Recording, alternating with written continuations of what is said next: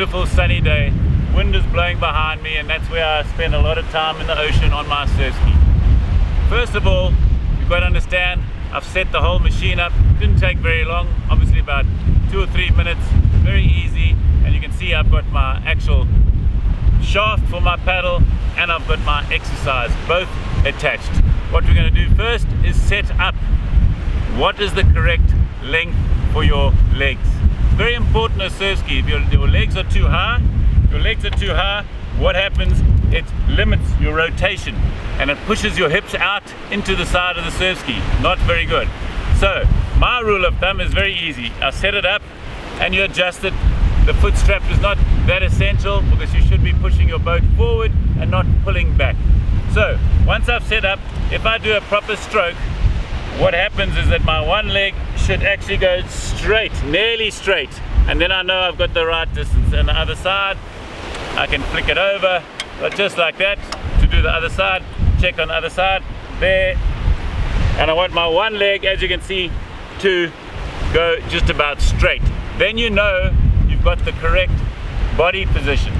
The sitting, how you sit, is up to you. What I want you to be is very comfortable. Always be comfortable. Remember, in a Surfski we can be paddling 2, 3, 4 hours. So be comfortable. Don't go too far forward because that limits your lung capacity. Okay, so just sit comfortably, very comfortably. Okay, so that's important. Make sure your setup is correct. You've got the right swing. You've adjusted the rope in the front, and you know you've got the perfect paddling position. Okay.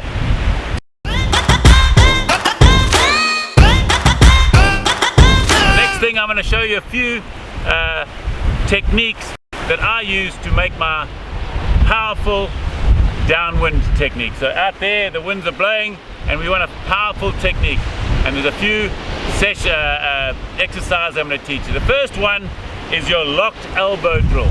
Locked elbow drill. Because what you want to be doing, watch this, is feeling the power, and look what happens, it goes up the, I don't bend my elbow, and I want to do this many times. This side, notice no bending elbow.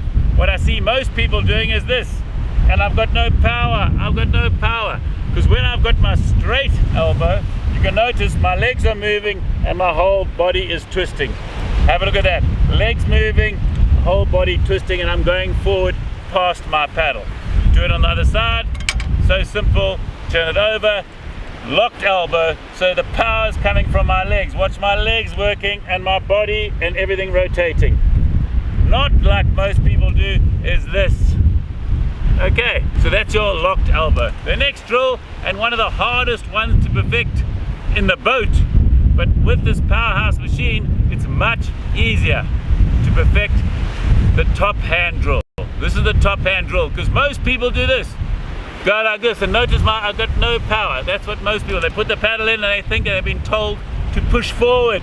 Look what happens, nothing.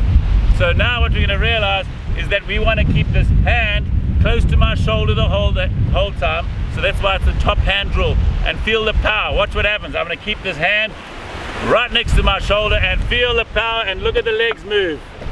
Look at that. Have a look at it again. There, locked in, have a look, I'm looking at it, and it's power, and look at my legs moving and my body's moving, so there's no arm movement. This is very weak. This, there, look, and nothing happens. And how many people do that? Nothing happens. Okay, so remember, the top hand drill is essential to keep your elbow down, locked in, which engages your core, and keep your hand next to your shoulder, and then power forward. Look at the power I'm generating. I'm generating all the power from my core and from my legs.